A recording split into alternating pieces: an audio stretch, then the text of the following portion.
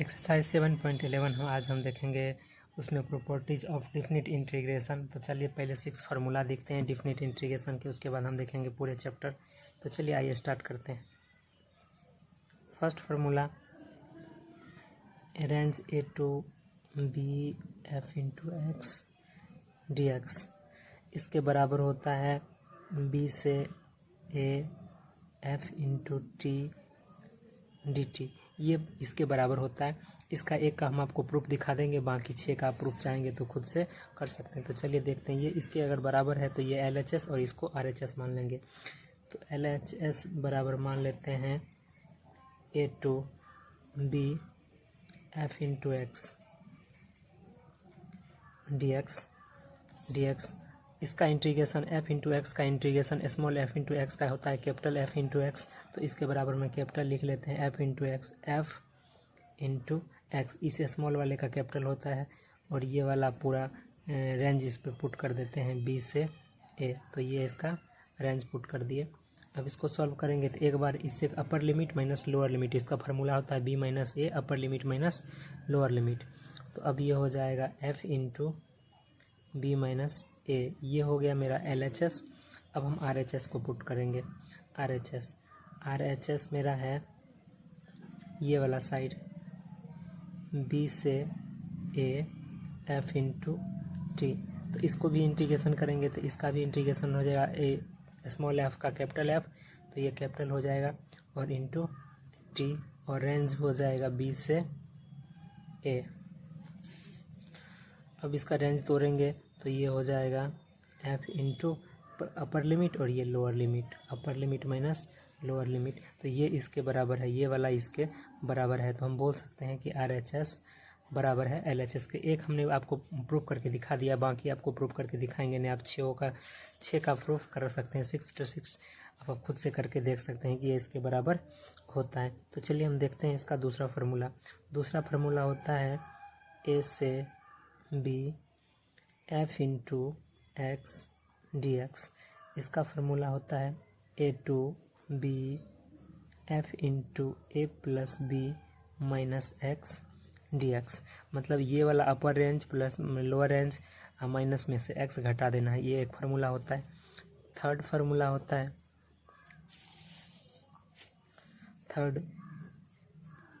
A to b f into x d x equal to हो जाता है 8। और इसमें अगर वेयर एक कंडीशन दिया रहता है, वेयर मतलब जहाँ ए और बी के में रेंज दिया हुआ है लेकिन इसके बीच एक बिंदु और आ जाता है, तो ए टू लेस देन सी और सी टू लेस देन बी। मतलब ए और बी के बीच में कौन नया एक बिंदु आ जाता है, सी आ जाता है, ये इसके बीच में। और यहाँ इसकल टू भी रहना चाहिए, इसकल टू दे भी सकता है और ना भी दे सकता है। तो आप इसको कैसे खोलेंगे, ए टू सी पहले खोलेंगे ए टू सी और फिर प्लस में खोलेंगे क्या सी टू बी, तो सी टू बी। ये थोड़ा सा याद करने का तरीका है, ऐसे आप याद कर सकते हैं। और फिर जो सवाल है वही रख दीजिए F into x d x, और यहाँ भी F into x d x, ये सवाल रख दीजिए। अब हम फोर्थ फार्मूला देखते हैं। फोर्थ फार्मूला है 0 to a, 0 से ए लिमिट दिया हुआ है f into x d x. अगर ऐसा दिया हुआ है रेंज तो ये होता है 0 से ए और एफ इंटू ए माइनस एक्स डी एक्स, ये इसके बराबर हो जाता है। फिफ्थ फार्मूला इसका होता है minus a to a f into x d x, ये बराबर हो जाता है f into x d x. इसका रेंज होगा 0 से ए, ये इसके बराबर होगा। एफ इज़ इवन फंक्शन, जहाँ एफ इज़ क्या हो जाएगा, एक इवन फंक्शन है। क्वेश्चन में हम आपको बता देंगे इवन फंक्शन क्या होता है और ऑड फंक्शन क्या होता है, जहाँ एफ एक इवन फंक्शन हो। अगर ऐसा दिया रहेगा तो इसका पहचान ये है कि एफ इंटू माइनस एक्स बराबर हो जाता है एफ एक्स के, और इस स्थिति में इसका आंसर कितना होगा, 2 होगा। दूसरा हो जाता है F is an odd function, F is an odd function, जहाँ एफ एक क्या है आपका ऑड फंक्शन है। यदि एफ आपका ऑड फंक्शन हो तब आपका आंसर क्या होता है, 0, और इसका पहचान क्या है, एफ इंटू माइनस एक्स बराबर होता है एफ इंटू एक्स के। एक फोर्थ फार्मूला भी होता है 6 सॉरी सवाल नंबर 6 फार्मूला हो जाता है 0 से 2a f into x d x. तो इसका हो जाता है दो, इसमें भी दो कंडीशन निकलता है। एक तो दो आंसर होता है, दो आंसर कब होता है 0 to a f into x d x, इस स्थिति में दो होता है। और दूसरा होता है f into 2a minus x बराबर एफ एक्स हो जाए। और एक और होता है f into 2a minus x बराबर माइनस का एफ एक्स हो जाए, तब इसका आंसर 0 और इस वाला का आंसर 2 हो जाता है। ऐसा अगर कंडीशन रहे तो 2 आंसर, ऐसा अगर कंडीशन हो तो 0 आंसर। तो चलिए आप फार्मूला आपके समझ में आ चुका होगा। तो चलिए अब क्वेश्चन देखना स्टार्ट करते हैं। फर्स्ट क्वेश्चन एक्सरसाइज 7.11 में हम लोग फर्स्ट क्वेश्चन देखते हैं। तो चलिए स्टार्ट करते हैं फर्स्ट क्वेश्चन। फर्स्ट क्वेश्चन है रेंज इसका दिया हुआ है π/2 से 0। सवाल है cos square x d x, इसको मान लेना है फर्स्ट, सवाल को ही मान लेना है फर्स्ट कंडीशन।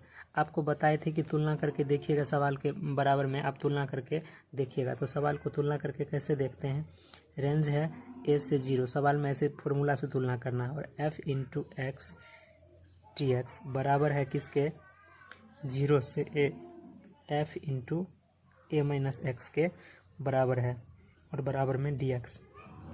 तो यहाँ से आप तुलना करके देखिए, ये इसके से बराबर f इंटू एक्स बराबर क्या हो गया a माइनस एक्स के। तो आप क्या बोल सकते हैं, यहाँ से साइड में देख लीजिए a माइनस एक्स का वैल्यू यहाँ पे क्या हो जाएगा, a का मतलब यहाँ पे a का मतलब a ही है, लेकिन यहाँ पे a का मतलब फर्स्ट वाला π/2 है और यहाँ से ये वाला रेंज घट जाएगा, मतलब π/2 माइनस एक्स।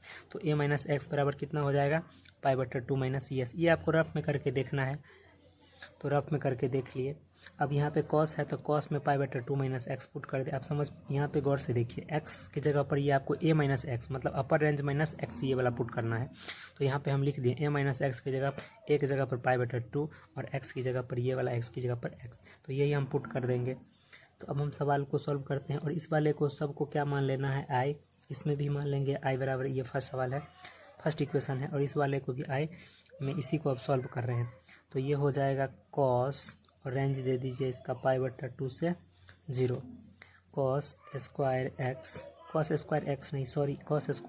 इंटू रेंज क्या दीजिए, इसका थीटा क्या पुट करिएगा π/2 minus x into d x. और इस वाले मान लिए, और इस वाला का अब क्या हो जाएगा π/2 से 0। कॉस स्क्वायर का क्या होता है formula, cos 90 minus theta sine theta, आप 10th में पढ़े होंगे, वही फार्मूला यहाँ पे यूज़ कर रहे हैं, साइन स्क्वायर एक्स और इंटू में dx। और इस वाले को हमने मान लिया 2, फर्स्ट हमने माना था इसको, ये वाला सवाल को, और सेकंड हमने किसको माना, इस वाले को माना। अब हम क्या करेंगे, इक्वेशन में समीकरण फर्स्ट प्लस सेकंड, मतलब पहला समीकरण और दूसरा समीकरण को जोड़ने पर, पहले और दूसरे को हम क्या कर रहे हैं, जोड़ रहे हैं। तो पहला और दूसरे को जोड़ने पर क्या आएगा, फर्स्ट समीकरण मेरा क्या है कॉस स्क्वायर एक्स और π/2 से 0। तो इसको लिख लेते हैं। तो हम i और i को जोड़ रहे हैं, एक मिनट आप देख लो, i ये वाला और i सेकेंड वाला, ये वाला, ये एक i वाला और ये वाला i को जोड़ लेंगे तो 2i, और यहाँ से कॉस स्क्वायर और यहाँ से साइन स्क्वायर, चूँकि दोनों का π/2 से 0 ही रेंज है तो यही होगा cos square plus sine square x, ये cos square x plus sine square x और रेंज π/2, और i को जोड़े तो 2i हुआ। तो i प्लस i 2i। अब बराबर इक्वेशन क्या हो गया मेरा, π/2 से 0 रेंज हो गया, और ये हुआ कॉस स्क्वायर एक्स प्लस का sign square x into dx। अब क्या हो जाएगा 2i बराबर sign square x plus cos square theta बराबर, आपने एक पढ़ा होगा 10th में, तो वही फार्मूला हम यूज़ करते हैं, π/2 से 0 sign square x plus cos, तो ये हुआ 1 इंटू dx। अब 1 का या dx का दोनों का इंटीग्रेशन क्या होता है, x होता है। तो डायरेक्ट हम यहाँ से वैल्यू क्या लिख सकते हैं, पाई तो अब हटा ही देते हैं क्योंकि एंट्री का डायरेक्ट ही लिखना है, डायरेक्ट ही लिख रहे हैं। तो ये π/2 से 0 और इसका डायरेक्ट हमने x हो गया। अब एक बार अपर रेंज और फिर लोअर रेंज, तो 2i बराबर क्या हो जाएगा इसके जगह पर अपर रेंज, एक्स की जगह पर ये वाला रेंज, फिर ये वाला रेंज, तो π/2 से अपर रेंज -0 ये पुट कर दिए। अब इसका मान देना है हमको, तो 2i बराबर π/2, 0 घटने का मतलब कुछ भी नहीं है कि कुछ भी नहीं घटा, और i बराबर क्या होगा, ये इधर पे गुना होगा, तो π/4 यही सवाल का आंसर हो जाएगा। चूँकि ये डिफिनिट इंटीग्रेशन है इसलिए इसके लिए कोई भी कांस्टेंट यूज़ नहीं होगा। तो चलिए